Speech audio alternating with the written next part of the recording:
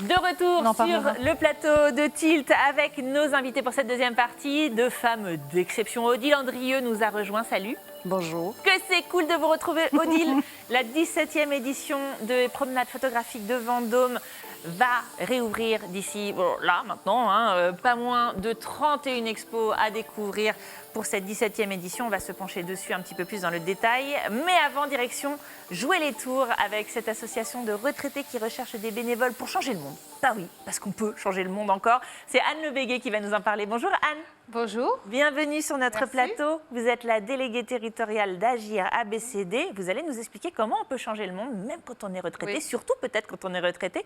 Mais parlons d'abord des missions de l'association. Qu'est-ce que c'est Agir ABCD? Alors Agir ABCD est une association reconnue d'utilité publique qui existe depuis 1983, qui s'est fondée sur l'aide humanitaire à l'international et qui, compte tenu des événements politiques, économiques qui se passent dans le monde, s'est recentrée de plus en plus sur le territoire national pour aider les plus démunis. Alors les plus démunis dans toutes les catégories, les jeunes, les très âgés, les personnes isolées, les personnes qui vraiment sont en recherche d'emploi, qui ont besoin d'être alphabétisées, formées. Voilà. Donc c'est sans fin, surtout avec les événements récents. La pandémie, nous n'avons jamais cessé nos activités. Et donc je tiens à saluer nos bénévoles qui se sont accrochés pendant plus d'1 an pour aider les autres. Voilà. Là, vous le dites, Agir ABCD, parce que on le rappelle, c'est une association nationale. Il y a l'antenne locale pour laquelle vous êtes ici aujourd'hui pour la représenter. C'est qui exactement l'antenne locale? Combien de personnes sont dans l'association? Alors aujourd'hui, nous sommes à peu près une 50aine basés sur Jouer les Tours, mais nous travaillons sur la métropole, sur le Lochois également. Voilà, donc nous sommes prêts à intervenir sur tout le territoire. Nous continuons à recruter des bénévoles essentiellement retraités, mais de tous âges aussi. Oui, j'allais vous demander, tout le monde est retraité dans Agir ABCD? La majorité, mais nous ouvrons nos portes aux non-retraités aujourd'hui. C'est ça. Bonne volonté. On est sur la bienveillance et faire le bien. On ne va pas dire non, tu es trop jeune pour venir dans l'association, bien entendu. Je vous pose la question parce que dans notre société, finalement, les retraités, on ne les valorise pas trop. On dit c'est des inactifs. Je tournais ça en dérision tout à l'heure dans l'introduction en disant si vous en avez marre du tricot et des chiffres et des lettres, vous pouvez faire quelque chose aussi pour la communauté. Mais justement, loin du cliché, qu'est-ce que vous constatez, vous, justement, dans Agir? Qui est ce retraité? Qu'est-ce qu'ils font? Ils sont là, ils sont utiles, ils sont en place, ils sont dynamiques. Alors nos retraités à Agir sont très dynamiques déjà parce qu'on leur propose plein de missions et plein de projets intéressants. Ils peuvent aussi arriver avec leurs projets. C'est-à-dire que nous sommes assez ouverts pour construire ensemble tous les projets qui paraissent nécessaires aux citoyens. Je dis bien aux citoyens parce que c'est ceux qui ont envie d'être utiles à la société. On a vu avec la pandémie de plus en plus de gens venir vers nous qui se demandaient comment être utiles, comment aider ceux qui étaient plus en difficulté qu'eux-mêmes, parce que certains sont aussi en difficulté. Et là, ils retrouvent une certaine dynamique et puis une valorisation aussi d'eux-mêmes. Donc Agir, c'est bien pour ceux qui y sont, les adhérents, et bien pour ceux qui bénéficient de nos actions. Mais alors justement, quel retour ils vous font les bénévoles, retraités ou pas d'ailleurs, quand ils agissent comme ça pour contrôler l'illettrisme, pour un accompagnement vers l'emploi, sur rompre l'isolement aussi des personnes âgées, parce qu'il y a aussi ça, les seniors aident les seniors, pas uniquement les jeunes pour l'insertion par exemple. Quel retour ils vous font? Qu'est-ce que ça apporte d'être bénévole à Agir? Ça apporte déjà un bien-être, le sens d'être utile, de continuer à être utile. Et franchement, l'âge est gommé parce que nous sommes majoritairement des retraités, très majoritairement, mais on ne se rend plus compte. Même les bénéficiaires, les jeunes auprès desquels nous intervenons dans les CFA, par exemple, ils n'arrivent pas à réaliser qu'on est retraité. Pour eux, on est comme des formateurs qui viennent les aider, en moins stressant puisqu'on ne leur fait pas passer d'examen, il n'y a pas de jugement, voilà, c'est la bienveillance. Donc, les gens m'ont dit, parce que grâce à la préfète de Tours, on a eu des dérogations pendant les périodes de confinement et les couvre-feux pour continuer à intervenir sur le territoire. Et là, tout le monde a été extrêmement soulagé, nos partenaires et nous, de pouvoir continuer à agir sur le territoire. Ça a été une grosse satisfaction. Et puis, il y a ce côté un peu mixité, alors social, bien entendu, mais aussi dans les âges. Et ça, c'est important. On a finalement peu l'occasion de se croiser entre générations, surtout sur des projets d'accompagnement, de collaboration comme ça. Et ça permet ça aussi, Agir. Oui, tout à fait. Nous sommes beaucoup présents dans les centres de formation d'apprentis, notamment au campus des métiers de Jouer les Tours, notre cité, mais également à la cité des formations de Tours-Nord, également au campus du BTP à Saint-Pierre-des-Corps. Et nous croisons des jeunes. Et je crois qu'être avec des jeunes aussi, ça nous maintient jeunes. Ça conserve la preuve, vous avez. Voilà. J'aimerais bien être comme vous quand je serai retraitée. Mais je serai comme vous d'ailleurs, parce que j'irai agir. Il n'y a pas de raison, il n'y a pas de raison. Bien sûr. Alors, nous aussi, et c'est là où je voulais en venir, et ce sera à la fin de mon interview, ma dernière question, mais nous aussi, moi, vous, Odile, tout le monde, on peut venir aujourd'hui vous aider. De quelle manière? On peut être bénévole, on peut aussi faire d'autres choses. Voilà, alors vous pouvez être bénévole, vous pouvez faire des dons puisqu'on peut défiscaliser, bien sûr. Vous pouvez même nous donner un petit coup de main en secrétariat, en informatique, en communication. Voilà, on prend toutes les bonnes volontés parce que nous sommes en train de nous développer de plus en plus. Il y a des besoins et on a besoin d'une équipe pluridisciplinaire. Et puis on est tellement heureux de se retrouver qu'il y a de la place pour tout le monde en fait. Hein. Voilà. Ouais, donc c'est le club du 3e âge de rêve en fait, c'est ça. C'est ça, exactement. Agir, on est utile, on est inséré dans la société, on continue vraiment à rendre service, à faire le bien pour la communauté. C'est idéal. Moi, je vous envoie sur le site internet agirabcd.eu. L'association à jouer les tours, elle est 15 rue du Franc-Palais, c'est ça? C'est ça. Ouais. Il n'y a plus qu'à. Hein. Merci beaucoup d'être venu nous présenter l'association. Et puis, tout de suite, on va parler de culture locale et de photographie. Aujourd'hui, on part direction Vendôme dans la Bamboche. C'est reparti.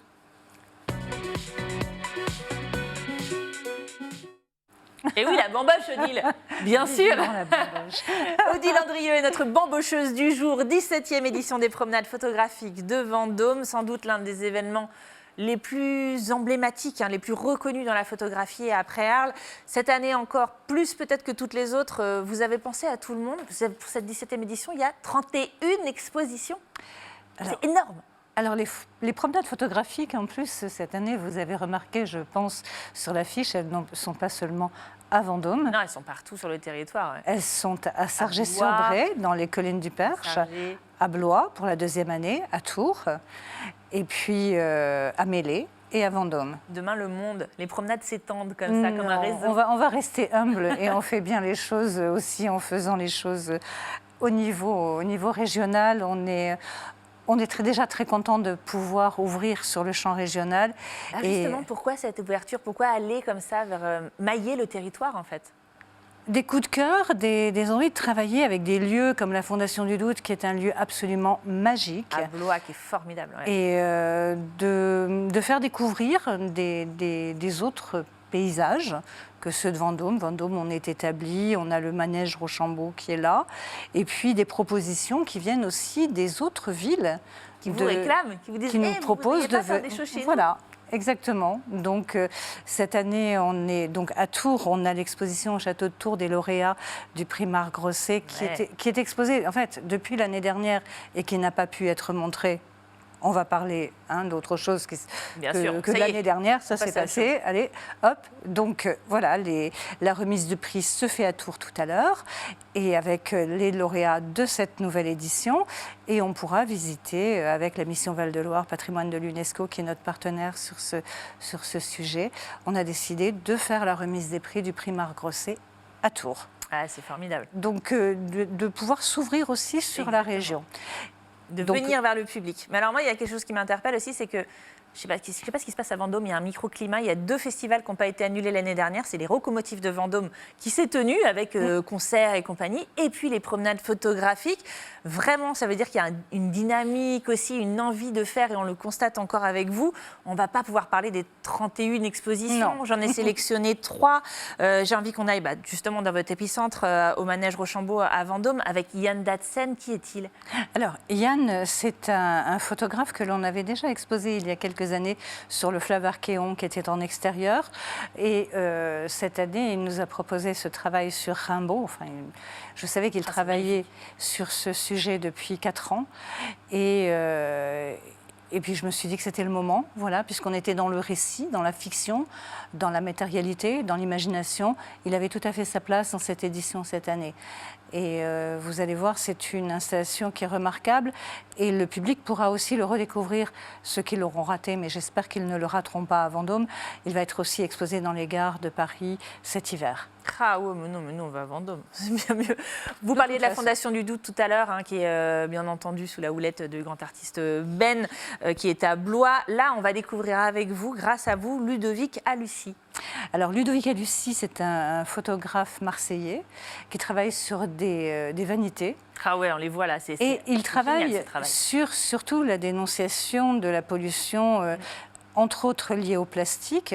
Donc au premier regard, on se dit que ces photographies sont belles. Voilà, des belles vanités. Et puis quand on regarde, plus particulièrement, quand on va à la rencontre de ce qu'il veut raconter, on s'aperçoit qu'il y a des choses qui sont un peu terribles. Et ces embouteillages, ça raconte la pollution au plastique sous une forme assez poétique néanmoins. Voilà. On m'a dit 1 minute dans l'oreillette, il faut qu'on se dépêche. Juste un mot à Sargé-sur-Bray avec Éric Zeziola, parce que je voudrais quand même qu'on parle des journées festives. Oui, alors Éric, il a été en résidence le mois d'avril et le mois de mai. Il a fait le portrait des habitants, des paysages et des animaux. Ouais, il y a une installation dans toute la ville, c'est un mini Vendôme. C'est un grand bonheur de travailler avec cette commune qui a été hyper enthousiaste et qui a mis les moyens qu'il fallait pour accueillir ce photographe en résidence. Donc dans la chapelle Saint-Martin, dans la carrière de la Mute et dans tout le village. Ça, c'est 3 exemples. Vous avez vu passer quelques photos, vous vous rendez compte de la qualité, de la chance qu'on a de voir ces artistes.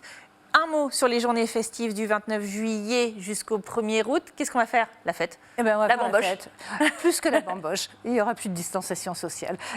Il y a la première soirée le 29 juillet, donc dans Carrière de la Mute, une performance avec Alexandre Duperron et Thomas Julienne à la contrebasse, donc photo et contrebasse. Le vendredi, on a les îlots électroniques qui nous accueillent. Ah, les îlots, ouais, bien c'est sûr. Génial. Je suis très, très heureuse qu'on puisse les accueillir dans la cour du cloître. Formidable. Le samedi, 2 performances photographie et musique électronique avec Stéphane Charpentier et Alissa Mosley. Et ensuite, suivi d'une performance photographie de Barbara Wolf qui avait été exposée au musée il y a 2 ans. Oui.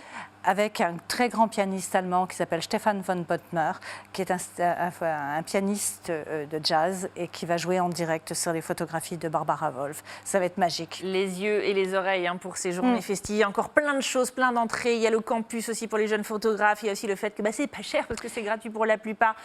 Trop de choses à voir. Trop de choses à voir, trop de choses à faire, il faut y aller. Et la fabrique du Docteur Faton qui va accueillir à partir du mois d'août, effectivement, les étudiants en campus, 30 étudiants qui viennent du monde entier. Exactement. Allez, c'est du 3 juillet au 30 août. Ça y est, je me fais presser parce qu'on a débordé dans notre émission. C'est gratuit, les promenades photographiques. C'est plus gratuit. C'est plus gratuit. C'est plus gratuit. Dites-moi combien? C'est 5 euros. 5 euros. 5 euros, 3 euros, 0 euros pour les moins de 18 ans. Voilà, c'est gratuit pour les moins de 18 ans. Et uniquement sur 2 lieux. C'est bon, ça y est, c'est corrigé. Merci beaucoup, Odile. Merci d'avoir été notre invitée aujourd'hui. Merci, Émilie. Et puis merci beaucoup aussi de nous avoir parlé de Agir ABCD, notre association jocondienne. C'est la fin de cette émission et c'est aussi la fin de la semaine. Il me reste à vous souhaiter un excellent week-end sur TV Tour Val de Loire. Dès lundi, c'est Samuel que vous retrouverez dans mon fauteuil. Moi, je vous dis à mercredi. Salut!